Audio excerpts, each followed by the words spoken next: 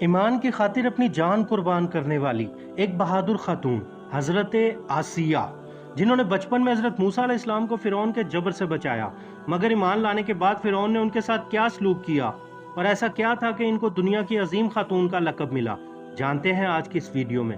فرعون ایک ظالم بادشاہ تھا، اس نے بنی اسرائیل کو غلام بنا رکھا تھا۔ فرعون بہت ظالم اور خود کو لوگوں کا خدا اور رازق کہلواتا تھا، مگر کسی میں اتنی جرت نہیں تھی کہ فرعون کے خلاف کھڑا ہوتا، اور پھر اللہ تعالیٰ نے فرعون کے خاتمے کا ارادہ فرمایا۔ لہٰذا بنی اسرائیل ان دنوں فرعون نے اپنی فوج کو ایک خواب کے ڈر سے حکم دے رکھا تھا کہ بنی اسرائیل میں جو لڑکا پیدا ہوگا اسے قتل کر دیا جائے۔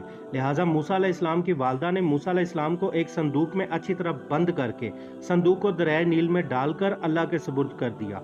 دریائے نیل سے ایک نہر فرعون کے محل کے نیچے سے بھی گزرتی تھی۔ اللہ نے موسیٰ علیہ السلام کا صندوق اس نہر کی جانب کر دیا، اور اس وقت نہر کے کنارے حضرت آسیہ بنت مزاحم نہر کا نظارہ کر رہی تھی۔ حضرت آسیہ خوبصورت اور نیک دل خاتون تھی، اور وہ کسی بیماری سے شدید تکلیف میں تھیں۔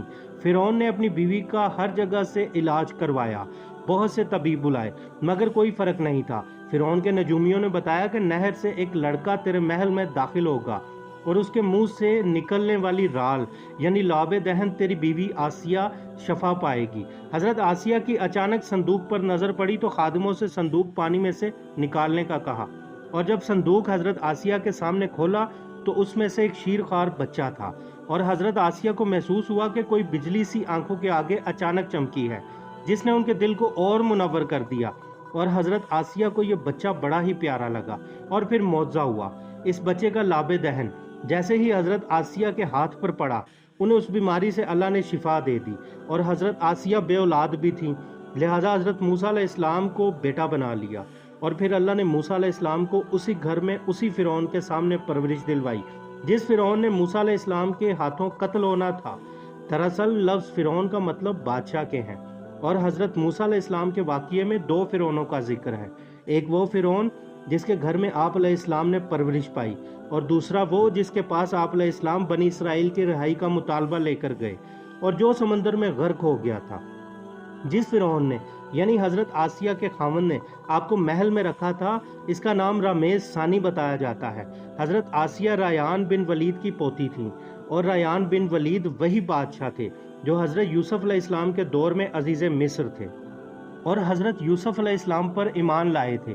جب فرعون مصر پر قابض ہوا تو اس نے اپنے زور پر حضرت آسیہ سے شادی کر لی، اور دھمکی دی اگر شادی سے انکار کیا تو ان کے والدین کو بھی قتل کر دے گا۔ مگر شادی کے بعد بھی اللہ نے حضرت آسیہ کو فرعون کے شر سے محفوظ رکھا، اور وہ آپ پر قادر نہ ہو سکا۔ مورخین نے لکھا ہے کہ اللہ نے فرعون کو نامرد بنا دیا تھا، اور بعض جگہ بھی آیا کہ اسے بیماری ایسی تھی جس پر اس کے طبیبوں اور نجومیوں نے اسے محبت سے ہمیشہ کے لیے منع کر دیا تھا، لہٰذا فرعون حضرت آسیہ کے کبھی قریب نہ جا سکا۔ یہ بھی اللہ کا ایک معجزہ تھا تاکہ حضرت آسیہ فرعون جیسے ناپاک جسم سے دور رہ سکیں۔ حضرت موسیٰ علیہ السلام کی پرورش شہزادوں کی سی ہوئی تھی، ہر طرح کی آسائش آپ کو ملی، مگر موسیٰ علیہ السلام فطری طور پر ہی الگ کردار کے مالک تھے۔ حضرت موسیٰ علیہ السلام فرعون کے غرور اور خدائی دعووں کو سخت ناپسند فرماتے تھے۔ موسیٰ علیہ السلام ہمیشہ توحید کی بات کرتے، جو فرعون اور درباریوں کو ناگوار گزرتی تھی۔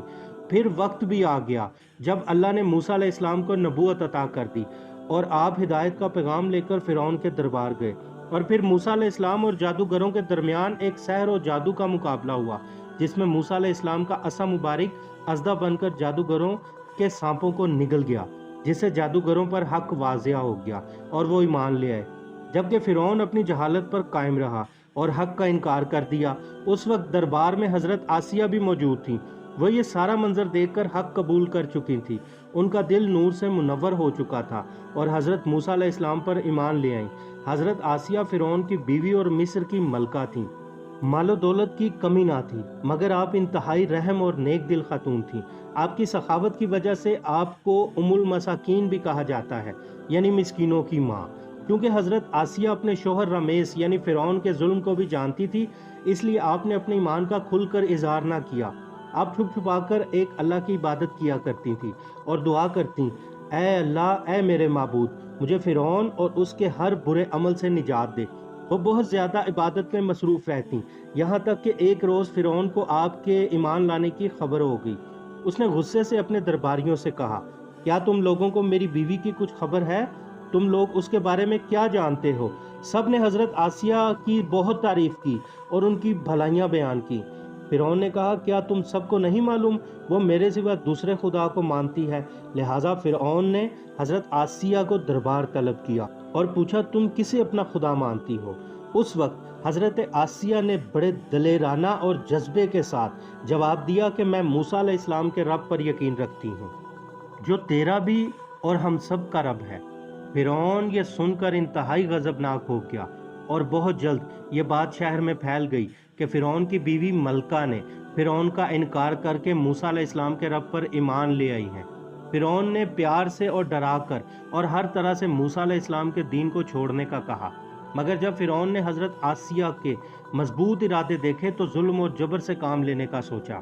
فرعون نے فوج کے کچھ سپاہیوں کو حکم دیا کہ حضرت آسیہ کو تپتے ہوئے ریگستان میں لٹا دیا جائے، لہٰذا شدید گرمی میں حضرت آسیہ کو تپتے صحرا میں چھوڑ دیا گیا۔ فرعون دورہ کرتا رہا اور حضرت آسیہ کو کہتا رہا کہ موسیٰ علیہ السلام کے دین سے ہٹ جاؤ، مگر صحرا کی گرمی کے باوجود حضرت آسیہ پر فرعون کی بات کا اثر نہ ہوا، کیونکہ حضرت آسیہ کو جنت کے لافانی محلات کا انتظار تھا جو ان سے وعدہ کیا گیا تھا۔ جب فرعون نے حضرت آسیہ کو انتہائی ثابت قدمی میں دیکھا تو آپ کو شہید کرنے کا فیصلہ کر لیا۔ فرعون نے حکم دیا کہ بڑی سے بڑی چٹان کہیں سے لاؤ اور حضرت آسیہ کو چت لٹا کر وہ چٹان ان کے اوپر پھینک دو، لہٰذا وہ لوگ بھاری چٹان لائے اور حضرت آسیہ کو لٹا دیا گیا۔